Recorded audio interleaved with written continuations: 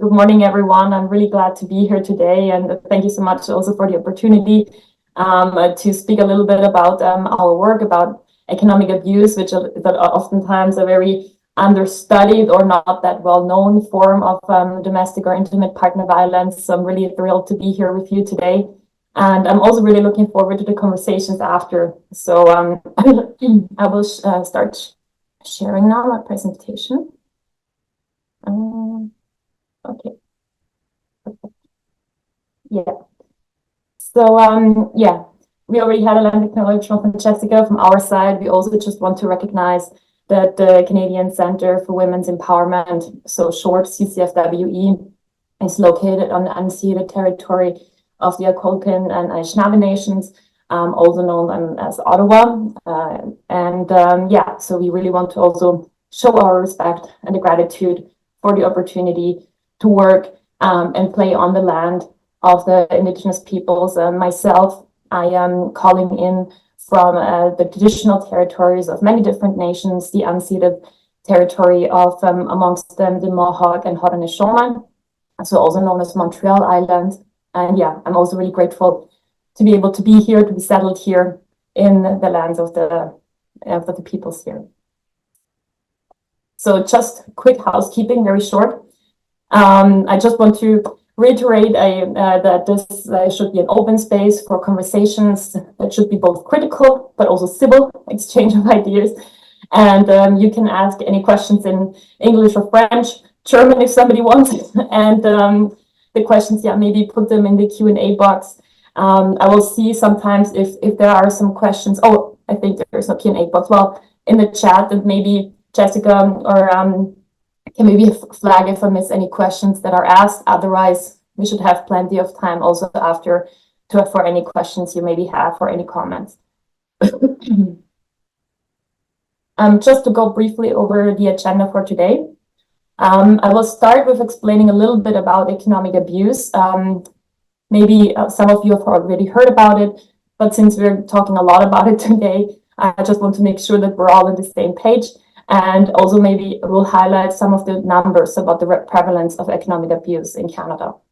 Then I will mention a bit about our organization, and will also give an overview of some of the other resources that we have developed for survivors, also for social services. So that could be just to give you a bit of an overview that you think, oh yeah, like you've heard about it before. So if that could be useful to work with a client, you know where to get them, or you know that it's there. And then the biggest part of the training will be about the economic abuse screening tool that we've developed. So we'll spend most of the time on that. Then hopefully we have time for a quick breakout session, and then a discussion followed by some general then Q&As if there's anything left or any comments. Yeah, so that should be about the hour 15 minutes that we have today. So what is economic abuse? In general, economic abuse is just one form of domestic or intimate partner violence.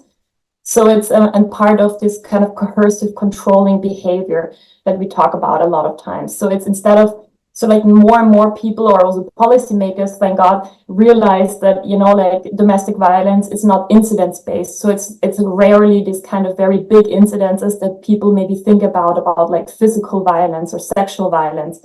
But it's this small tactics that are ongoing, this controlling behavior that maybe once in itself is not such a big deal, but just together it's just tightening the grip on a person, on the victim, to really control them, right? And part of it is then economic abuse, which is intended to really make the victim survivor economically dependent. So of course it's very effective if the victim doesn't have any resources, any financial resources on her own. It's very hard to leave. And what we've heard also from consultations is that actually the lack of financial resources is one of the main reasons that victims are staying in abusive relationships, but it's also one of the biggest reasons why they're returning to abuse. So numbers show that it takes around 7 times for a victim to really leave an abusive relationship for good. And a lot of times the reason why they go back is because a lack of financial resources. Of course, as well, lack of housing, so safe housing. They don't find anything in the current crisis. We know they have returned back to abuse. So it's a very prevalent form of this kind of domestic violence or intimate partner violence. And we generally differentiate between 3 different tactics, or like groups of tactics. And the first one is economic control.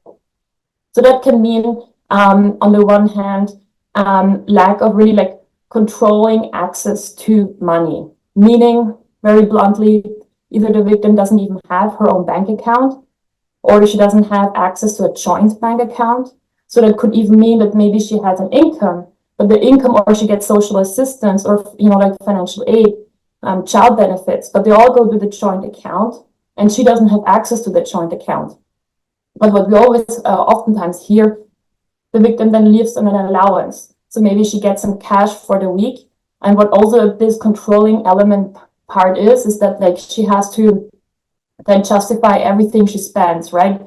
Has to show all the receipts and like justifies anything that she spends. Again, just kind of to control and to keep this control on somebody.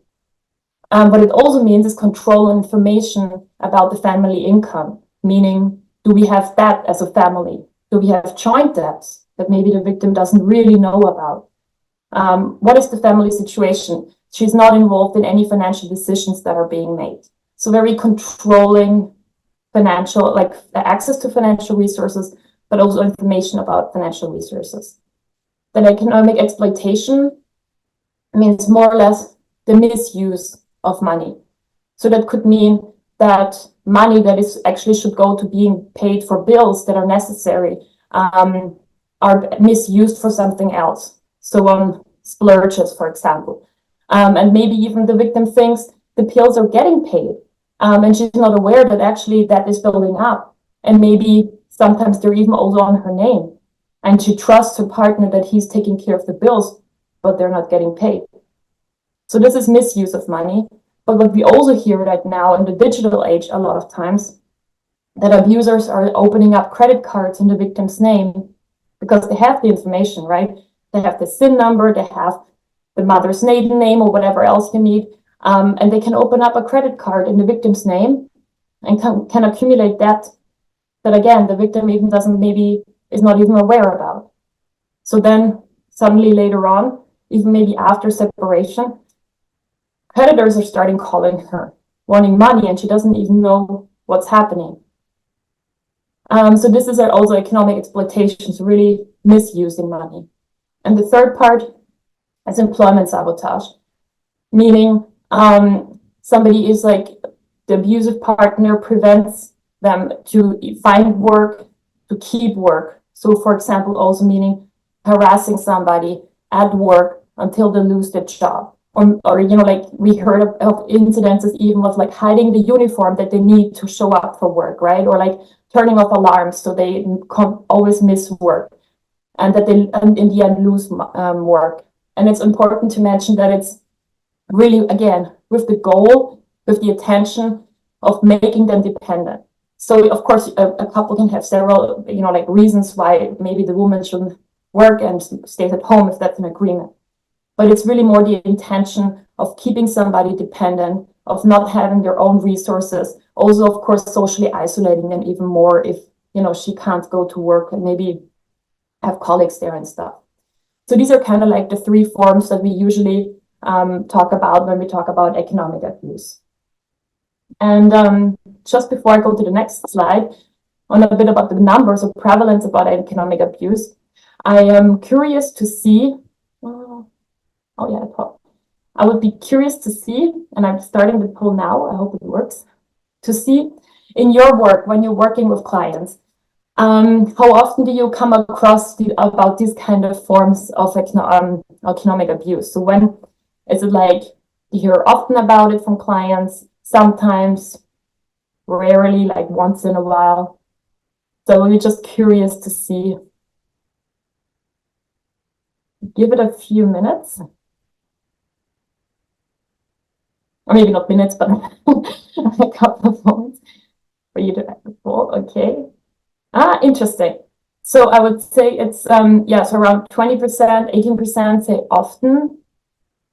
sometimes it's I'm sorry. So sometimes it's like, in majority, so half of you mentioned you sometimes come across it, and then around 37, so 40% say where, yeah, it's shifting a little bit. But I would say, yeah, the majority of you, so half of you said sometimes, rarely, about, yeah, 30%, which is something that I've seen kind of like across when I give this presentation to settlement organizations. This is about what I see. Maybe interesting for you to know is that when I do the same poll, let me share the results. Yeah. When I do the same poll with shelters, so of course they are specifically working with domestic violence survivors, it's basically 80% to 90% often. So it's, of course, it's a different background, but I just wanted to mention that, like, if we're talking with shelters, it's like 80 to 90% say they come across it often. And that we also saw then in our, okay, perfect. So one of the studies that we've conducted in the Greater Ottawa region, some of the things that we've seen is that around 95% of all domestic abuse survivors are also reporting economic abuse, which is a number that is very similar to similar studies done in the UK, in Australia, but also in the US. So it's pretty universal, or at least across some other countries. So it's almost all of domestic abuse survivors are also experiencing economic abuse, because it's just, again, a very effective way of controlling somebody. 93% mentioned that their abusers didn't allow them to have their own money, that they've taken a paychecks or financial aid. 90% mentioned that they were demanded for information, how money was spent, or asked for receipts. 84% had to debt build up under the victim's name. So what I mentioned about, like, that maybe the victim that didn't even know about.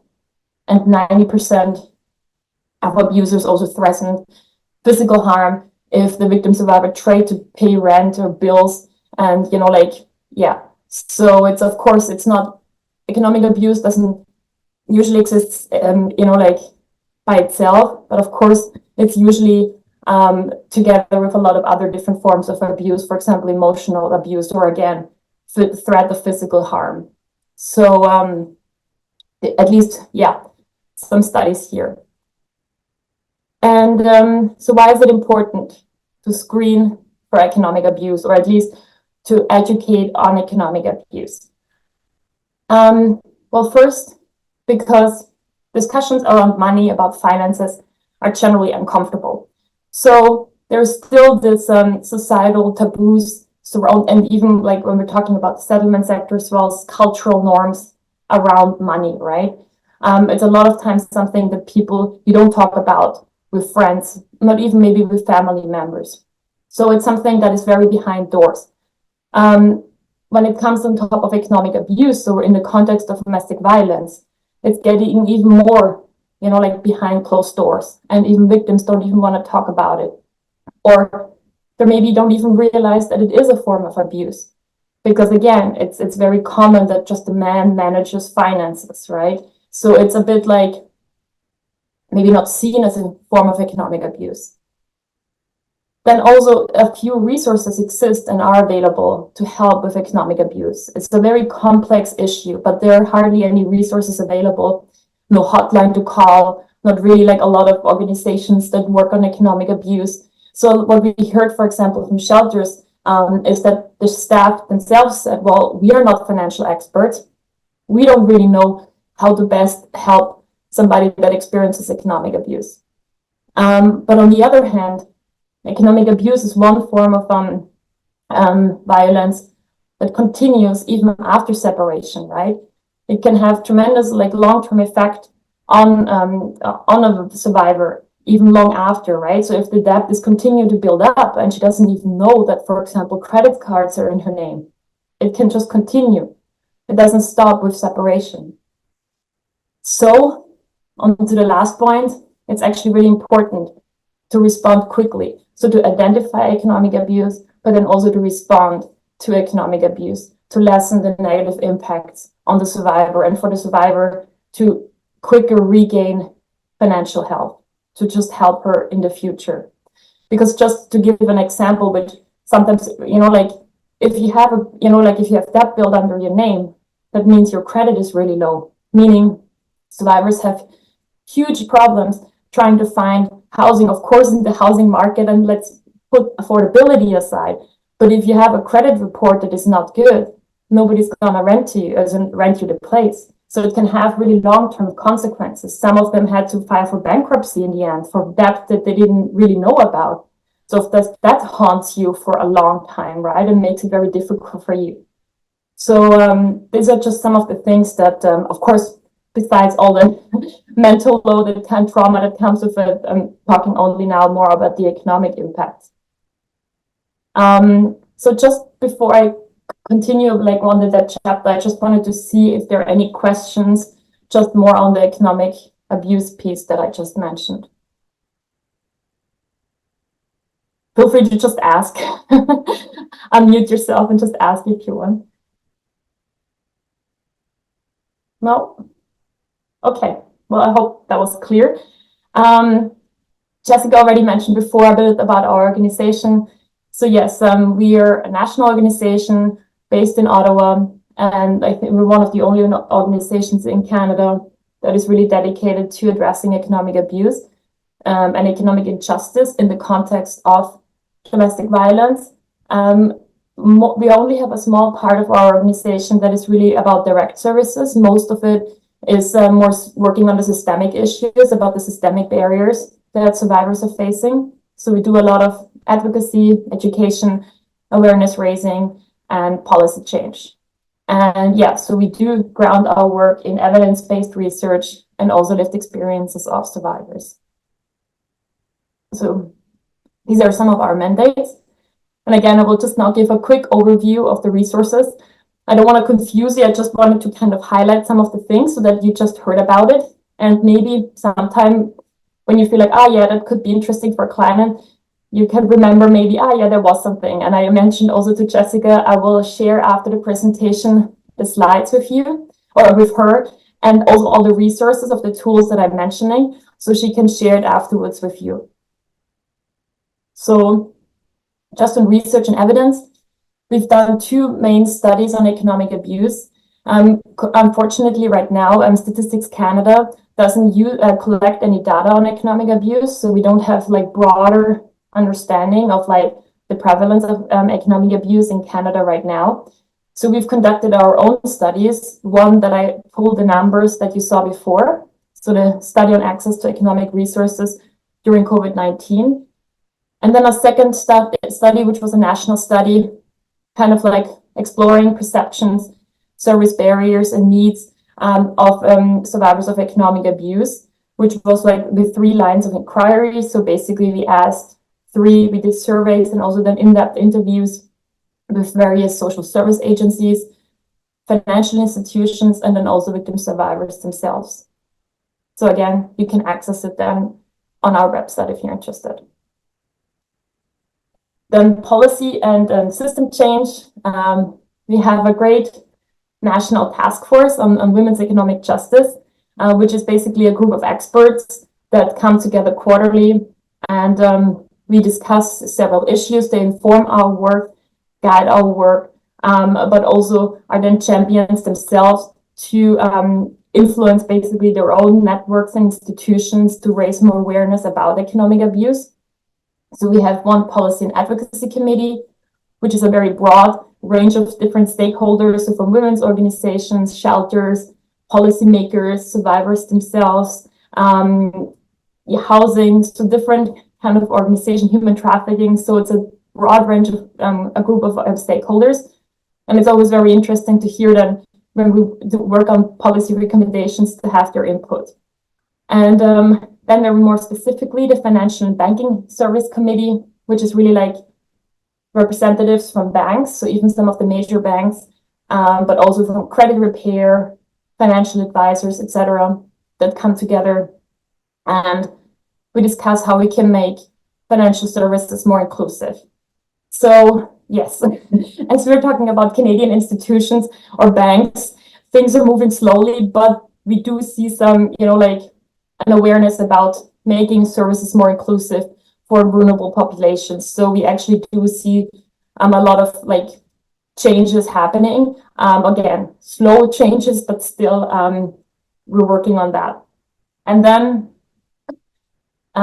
general advocacy on basically all levels of government, calls to actions that were like just recently also produced for local governments, and just trying to submit also some submissions on housing, Herstatt, different other, related issues, to kind of just provide our expertise and our knowledge on the barriers that economic abuse survivors are facing. And then on an international level, we're also working together with 5 international partner organizations, where we just try to do some global advocacy on an international level. So that program is actually the one where we offered for the first time direct services to survivors. It was our financial literacy program that called My Money, My Freedom, which is a financial literacy training that was tailored to survivors. So it was sponsored or funded by TD Bank, so TD Ready Commitment, and we collaborated with a very interesting organization called Trauma of Money. They're based in BC, and they worked together with us to develop a curriculum for survivors that is very much trauma-informed and survivor-centered. So, for example, the first, I think, few lessons have nothing to do with budgeting, etc., but it's really about, like thinking about the trauma and kind of the relationship with money, and trying to regain, the quotation marks, a normal relationship again with money. And so, it really is tailored for survivors and very also for the needs of survivors. And we had a first cohort of survivors that did the training between November 2023 and now March 2024. So it just finished. And we had some really great feedback. And we're hoping to get more funding in the future to expand on it and continue providing this training. And on education and awareness, we have some fact sheets that also may be interesting for you, for clients. So we did some fact sheets on economic abuse, very simple 2-3 pager documents. One is specifically directed for social service providers, the other for staff at financial institutions, and one is for victim survivors themselves. And this one we also tried to do in very simplified language and also trauma-informed. And this will be, actually they are already, not soon to be, but they are already available in Arabic, Urdu, Hindu, and I think now we had actually an intern that translated for us in Punjab. So we are now finalizing that version as well. So maybe interesting for you. They're available online. Again, just to give a bit of an overview about economic abuse, maybe something to share with clients. Another tool that could be useful is the Steer mobile app. So it's an app that we designed also for survivors to gain a bit of understanding about economic abuse. They can do a bit of a quiz from some of the tactics, if that may be something that resonates with their experiences, and then also resources for help. So we launched just a few months ago in February 2024. It's available on the browser, so online, but you can also download it on Apple and Android for free. And it goes by province. So you then select your province, and then the resources are also, accordingly. And right now it's available in English and French, but soon, this one is soon to be, again, also in Arabic, Urdu, and Hindu. So we hopefully can launch that as well. So again, of course, we understand that not every victim or survivor, woman in general, has access to a mobile phone. But on the other hand, when we think about also more rural areas, it can be very practical for women to have the app, to download it. And maybe also something to mention is that there is a small safety feature. So when the abuser tries to access it, it shows up, or they can click a safety button and it shows something a bit like a Pinterest page. So it's not from the outside, it's also very neutral. So it doesn't like show immediately that it is an app about economic abuse. Yes. So these are some of the resources that we've had. Again, I just pause for a second if there are any questions on any of the resources or tools that I mentioned so far.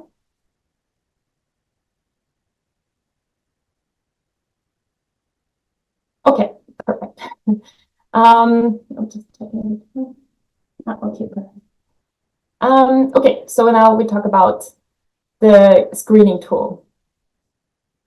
So before we start, I just want to also acknowledge that we couldn't have done the tool without the lived experience and the input of victim survivors. Also, with immense gratitude to all the shelter staff that participated in the consultations and in the testing, as well as our task force members and subject matter experts that we consulted. Yeah, so I just wanted to acknowledge that. And a few notes in advance, probably I've already done that, but I'm just mentioning it now, that I will be gendering or have already gendered victim, survivor, and abuser, meaning victim survivor as female, abuser as male. But of course, I want to also acknowledge, because it is the majority of the time. However, I want to acknowledge that, of course, there are incidences where gender roles are reversed, but also, of course, that economic abuse happens as well in any queer relationships, etc. So yeah, I just wanted to mention it, but to simplify, and also because it is the majority of the time, I will be mentioning victim survivor as the female and abuser as the male. I also want to mention that we do focus on intimate partner violence, so that the abuser in that sense is the romantic partner or the former romantic partner. However, we understand that, of course, economic abuse can also happen in any family relationship, so among family members.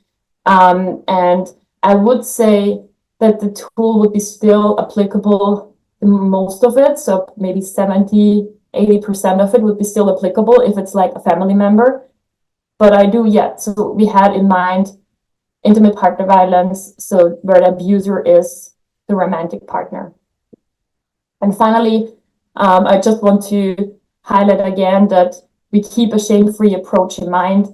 Like with any form of abuse, there's a lot of shame and guilt that is with the victim or the survivor, that they're made to think, you know, that they're just, and then when we talk about money, even more that you think, you know, like she is to blame in the financial situation that she's in, that there's debt on her name, because she's made to think that it's her fault, you know, that she can't manage money, etc., etc.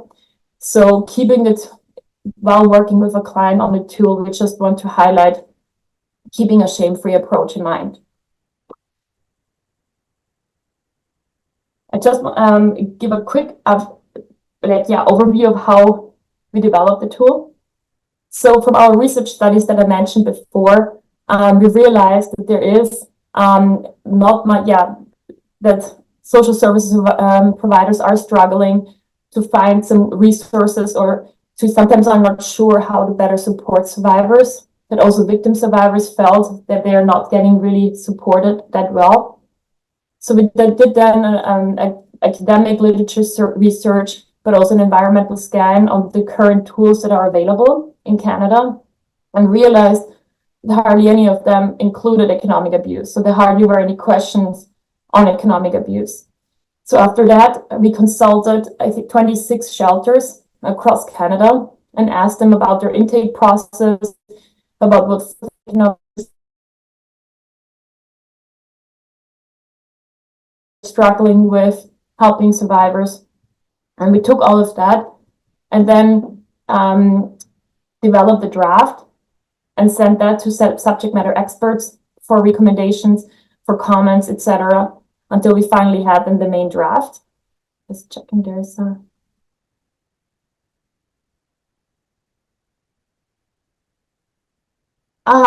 Okay, I'm just sorry, I'm just seeing the thank you so much for your comment. Garlene, I hope I pronounced your name right. Oh yeah, I will take note of that. Thank you so much for the comment. Yes, so, and then so we did a testing and evaluation phase. So we tested with like around 70 shelter staff that for a month used the tool with clients and then gave us feedback. And we were really positively, so we received a lot of positive feedback. So that they basically, the tool opened up questions, that opened up, conversations around money. It made it easier, to start talking about finances, about money. It also kind of validated the experience that economic abuse survivors had. So we generally had great feedback. I mentioned always that like some of the negative or the only negative feedback we had was that people were saying or staff was saying that basically they already knew all of what is in the tool. They had already all of the resources. And yeah, I'm always saying if that's the only negative feedback I receive, I'm very happy. It's good for you.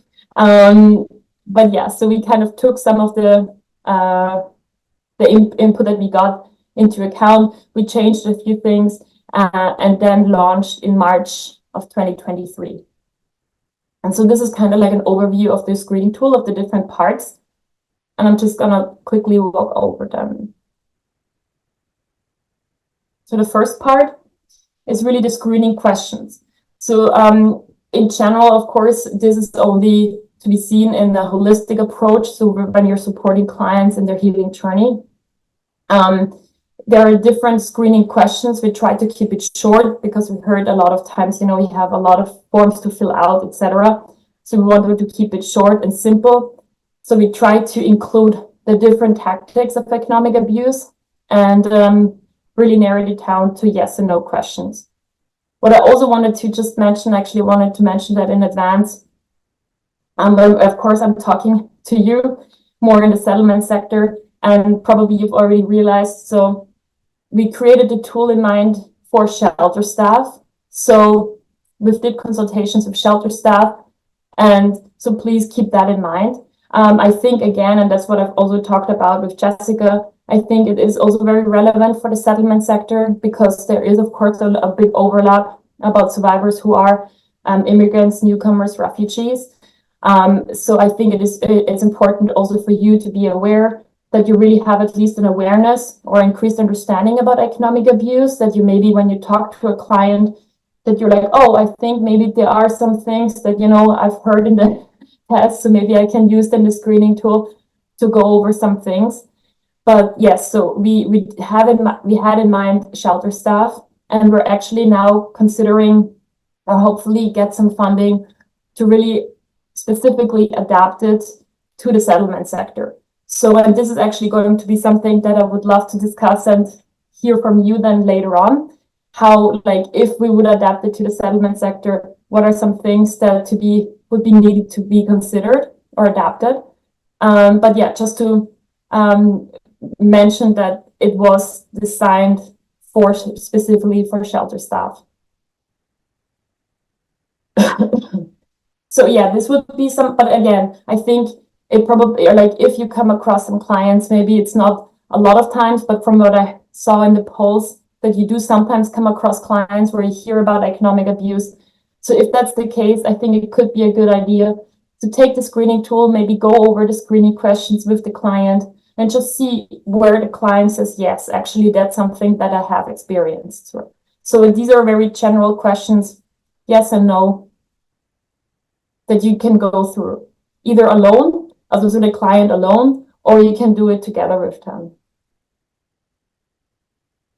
The part 2 is a background information really for yourself. So basically for shelter staff, for yourself, to get a deeper understanding about economic abuse. So it mentions a bit more about the patterns, about the different types of economic abuse, about the impact of economic abuse, also some related laws that might be applicable, meaning, some of what could be also considered a criminal offense, for example.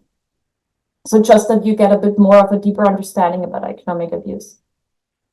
The third part is really like kind of like the same as part 2. So it also gives information on economic abuse, but it's really designed for the client, so for the survivor.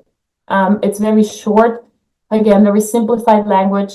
We had an expert on trauma-informed language look over it, and it's something to share with clients. We heard from the shelter staff, oh, it could be interesting to, for example, even pin it on the information boards. You know, if somebody comes across and looks and sees, oh, maybe this is something they have experienced, but also for community outreach, right? When they're going out in the community, that they can share the information with people. And this, for example, is something that we've heard a lot of good feedback on. There's the general, I'm not sure if you've heard about it, but at least in the shelter sector, it's very common, the power and control wheel. We kind of show the different tactics that survivors or like victims are experiencing. And we've had from 2 experts and or like academics, they've transformed it into an economic power and control wheel, so specifically on economic abuse, and also one about post-separation economic power and control, because again, it can continue even after separation, and sometimes the tactics just shift, and then even after separation, abuse continues. And we heard from shelter staff from the testing phase that this really resonated with clients when they kind of looked over that. It really validated their experiences, what they've lived through. So this is included in this section. Part 4 is the biggest section. It's the resource and basically the toolkit for you or for shelter staff. It's the resources and references. And so basically from the questions that you've seen before, from the screening questions, they're really corresponding then to the different sections. So basically, if you would say, if the client has checked yes on the first question, then refer to section 2, 4, and 7 to find out, how you could support the client in that regard. So it's very corresponding to the screening questions, and also takes into account what we've heard from the consultations from the shelter staff, what they were struggling with the most. So just to go over it real quickly, the first section is financial safety planning. This is actually in the case where a victim or a survivor is still in the abusive relationship. So what are some of the things that she can do to kind of prepare before separating? Maybe, like things like making copies of her passport, making copies of any like IDs, which are sometimes then really hard to get if you're leaving without. If you can, putting some money on the side, right? So just some small things that like somebody can already do before deciding to leave. This second section is about credit reports, credit management. Again, something simple as sometimes just doing a credit check, a credit report with a client could be very important to see what actually is on her account. Are there any credit cards in her name that she wasn't even aware of? So really understanding what is in her name, that then you can act accordingly. Section 3 is about detangling joint finances, which is something which is a huge problem, what we hear often, that it's not very easy to get out of joint accounts because a lot of times it takes the signature of the partner to close a joint account. But of course, if it's an abusive partner, that probably won't happen. So again, we hear a lot about these kind of issues. And so we try to look into it and kind of see some of the tips that you can do to support a survivor in that. Section 4 is about opening a new bank account. Section 5 about obtaining an ID if a survivor doesn't have one and can't really return to get it. Of course, which is a big issue because then, you can't open a bank account if you don't have ID, etc., etc. So again, we try to provide some information on like how to still maybe help a client get ID.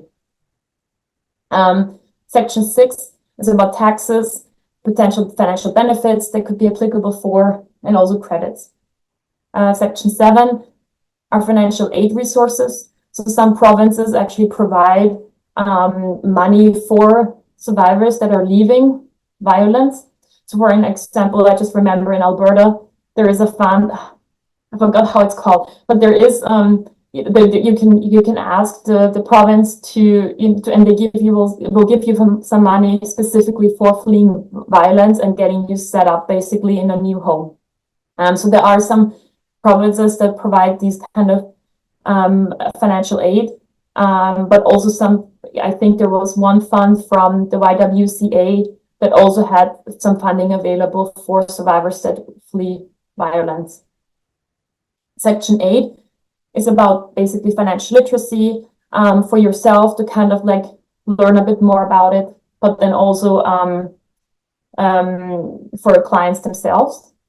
Section 9 is a short section on employment and job training resources. Again, if a survivor has experienced employment sabotage, maybe now has a pretty big gap in her CV, and now tries to find a job. So we try to have some resources together to accommodate that.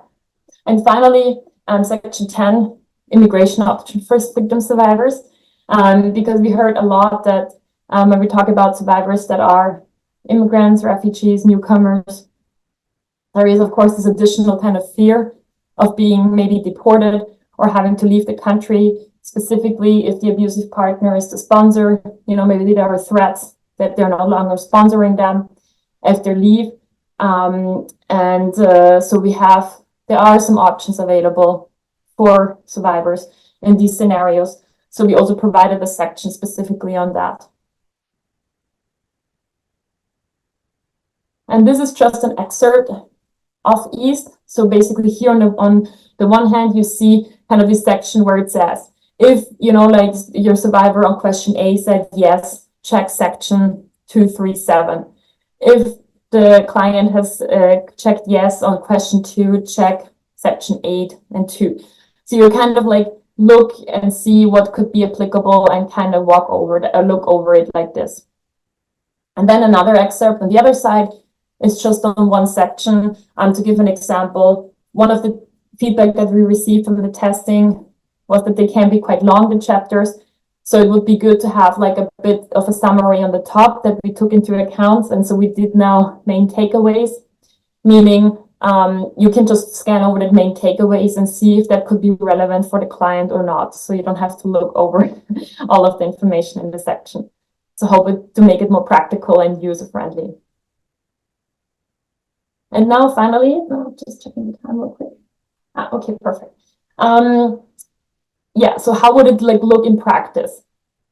So basically first, now you heard about the economic abuse screening tool. You can familiarize yourself with it. So maybe look over the section about economic abuse, read over the screening questions, look at the resource sections, kind of like scanning over, what is there, what could be relevant for you, just to have a bit of an idea, an overview of the screening tool. So when you meet with a client and you realize, again, I think half of you mentioned you sometimes come across incidences of economic abuse. Maybe, you can, if you have a moment with the client, you could go over the screening questions. So you can either by themselves or together, you can go walk over the screening questions and see, is there anything that comes up where one of the clients says yes, right? Yes, I've experienced that. And then you can look what I just showed before, the corresponding sections, and kind of be like, okay, maybe we can look and, for example, make a credit report, or and help the client with different other things, right? So this is something that can, in the shelter staff, probably there's something similar in the settlement sector, to have something kind of like an intervention plan to kind of include that. So of course it's not everything, but it should be just part of kind of like an intervention strategy, how to support the client. You can add that to the list, right? Like, oh, maybe they need to open a bank account, or they maybe need to open a separate bank account, or again, maybe do just a credit report, or we could look over some of the benefits that could be available. Yeah, and then you can also share the information sheet on economic abuse with them. And finally, in the end, yes, kind of like have then maybe a plan in place to really better support and can address some of the issues that they were facing when it comes to economic abuse. So yeah, this is the cover. I always think it looks almost a bit like a disco cover, which I thought was funny. At least not as boring with maybe some of the other tools that are out there. It's available in English and French online. So we also try to keep the design very basic, so it's also printer friendly. But yeah, so it's available as a PDF online. You can download it and look over it. We're actually right now, just 1 year after launching, we did a post evaluation, and we've received some evaluation on like the user friendliness, etc. Practically, yeah, how practical it is, and we took that into account, and we will update it also with some additional resources that we came across, and we will probably have the version 2 then ready in a month, I would say. And yeah, as I mentioned before, we really want to see that we can scale the tool also for other sectors, specifically even the settlement sector. We want to adapt it for them, and then really do, like we did with the shelter staff, do also consultations, etc., specifically with settlement organizations, with staff working in the settlement sector like yourself, to really adapt it to you, to your needs, specific needs. Again, I think as it is right now, it is still relevant. When you come across a client, like I said before, I think it would be good to kind of look over that, maybe do the screening questions, find some of the information in the screening tool. I think these are quite applicable in general, the resource sections. Again, we would just love to have it more adapted specifically with input and feedback and through consultations from the settlement organization. And on that note, I think we're in time, perfect. I just wanted to ask you to, yeah, I think we can put you into breakout rooms for a few minutes, maybe more like 7-8 minutes, to discuss, now that you've heard about the tool, what do you think would be right now is most relevant to you and for your work in general for the settlement sector? But also, what do you maybe to make it more applicable for the settlement sector? So I really want you to think like in small groups to kind of look at that, discuss that, and yeah, then we can come back together and discuss. I think I would say like, yeah, so I would be very curious about your conversations that you had in the breakout sessions. So yeah, if maybe somebody wants to start and maybe give us a bit of an overview of what you've discussed in your breakout session to the 2 points. So basically, like, what do you think was most relevant now when you heard about the tool, but then also what do you think would need to be adapted or should be included when it's like, again, specifically tailored then for the settlement sector? I think I can go first. Sure.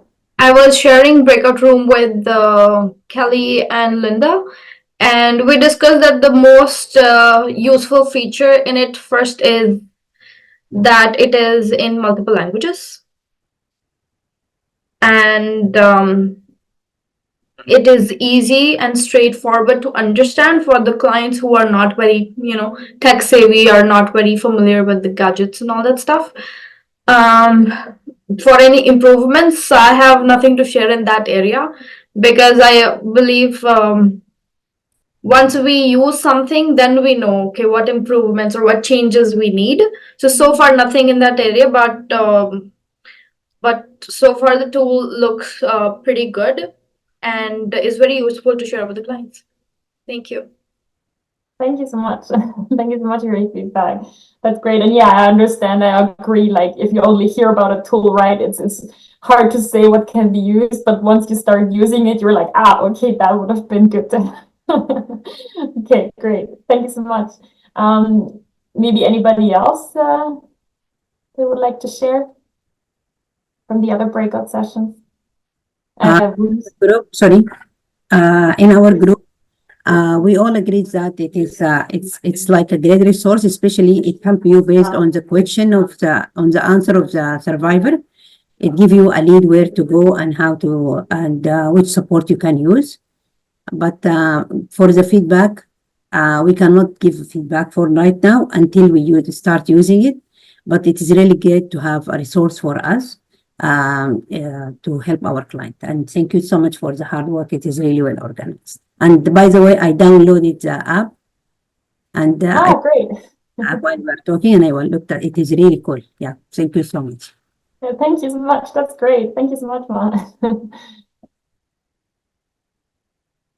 Maybe somebody else.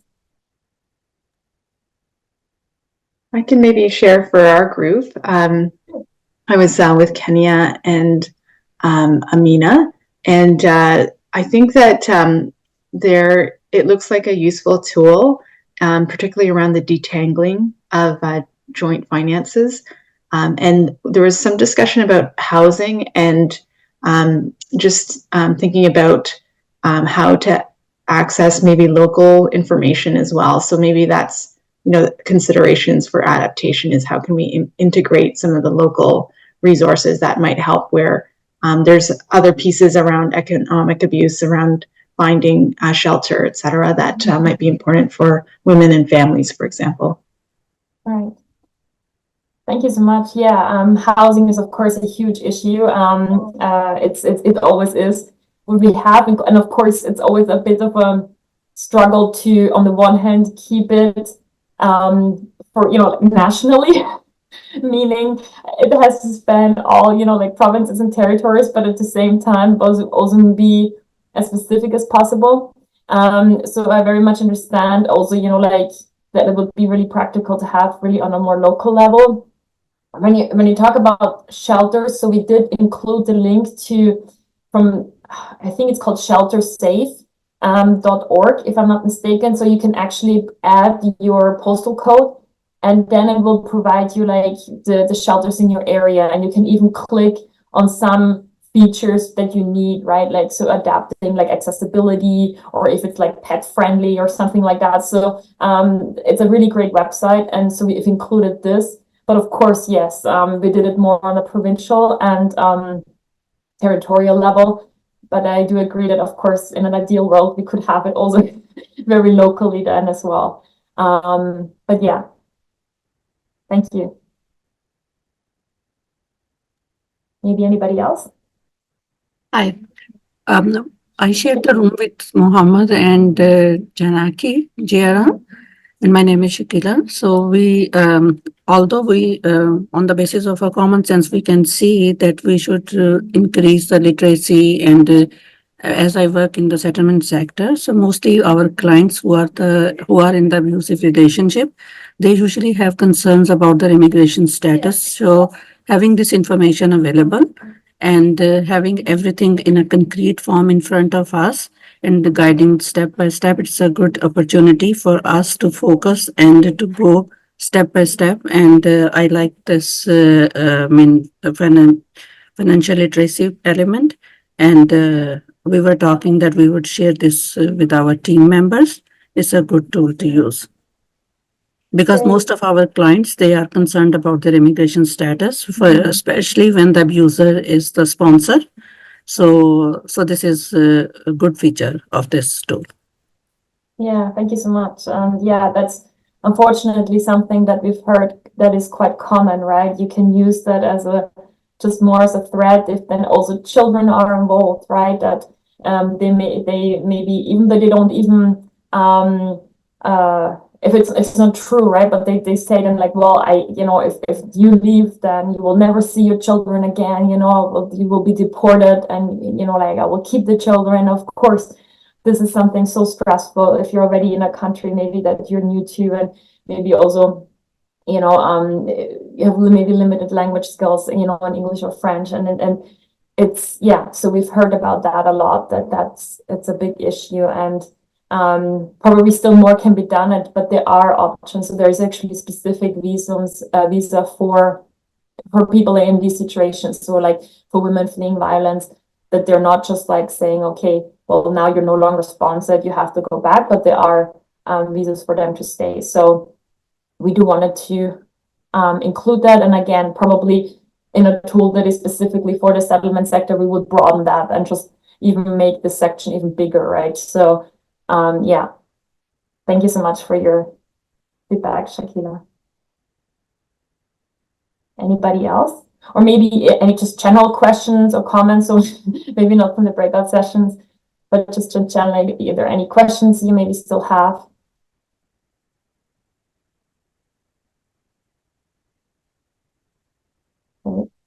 I think one thing that I was interesting that I had like a similar conversations or training with another settlement organization, and they mentioned, and I think we had like a conversation around the difficulties, and I don't have an answer, I'm just putting it out there.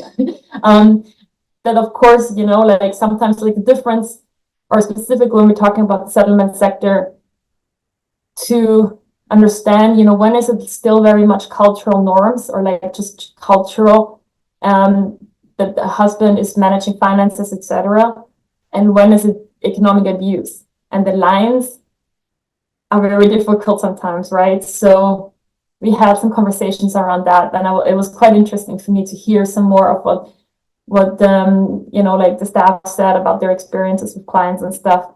I don't know if anybody had any comments on that, or maybe some things they want to share, kind of like on that note.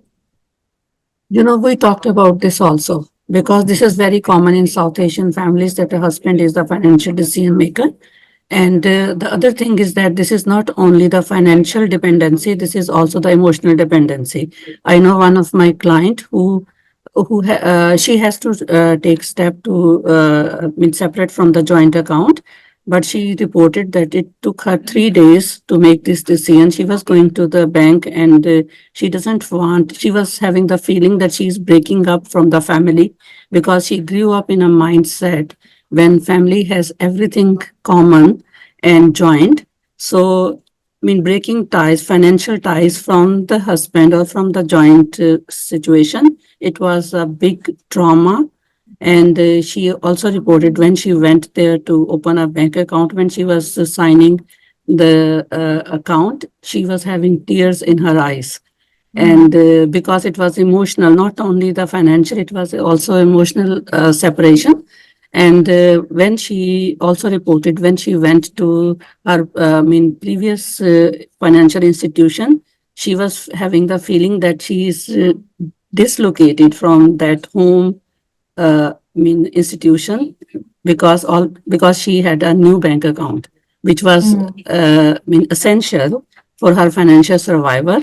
But it was not only financial decision, it was an emotional decision also. So this was another feelings which I have to share.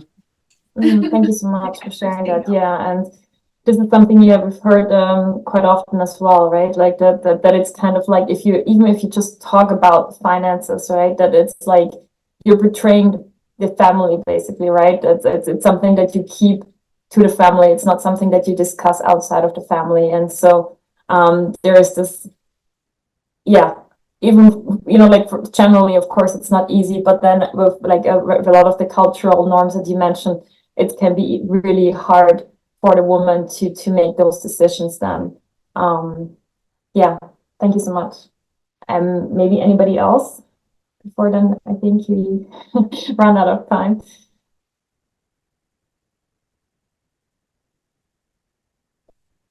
And just add a small comment.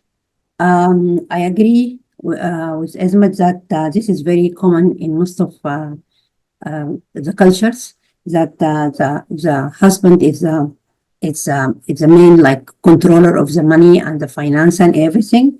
But usually when we give like information sessions, because there is a fine line between economic abuse and the cultural norms.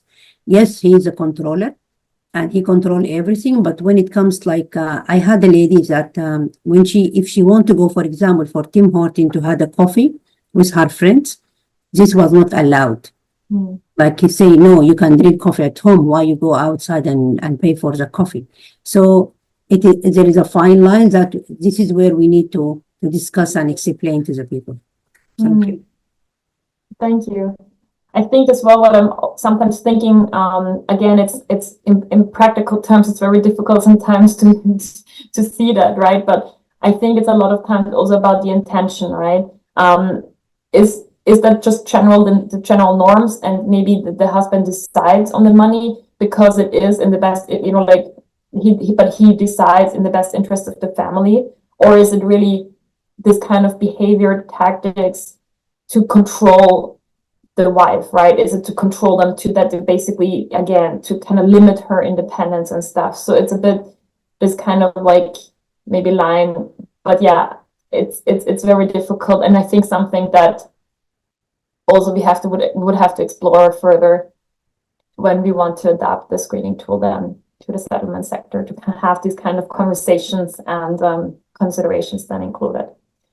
Thank you so much for all of your also now feedback and comments. I really appreciated it. I know we're at 1 minute over, so I will hand it back to Jessica to maybe like finish us up. No, thank you so much for the presentation, Michaela, and the resources. It sounds like really applicable to the breadth of work that settlement workers take on. And I also just want to thank you for making this interactive and allowing us to share our various experiences working.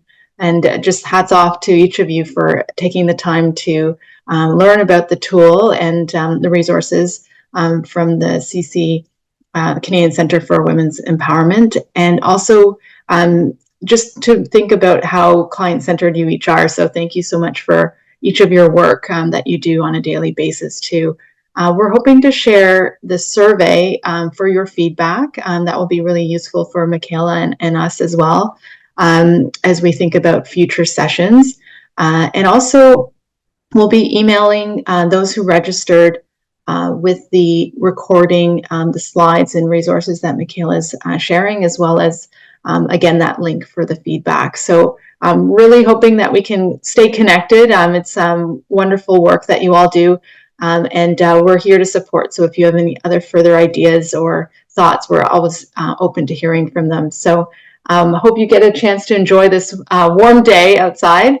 And yeah, just want to say thank you again, everyone, for joining.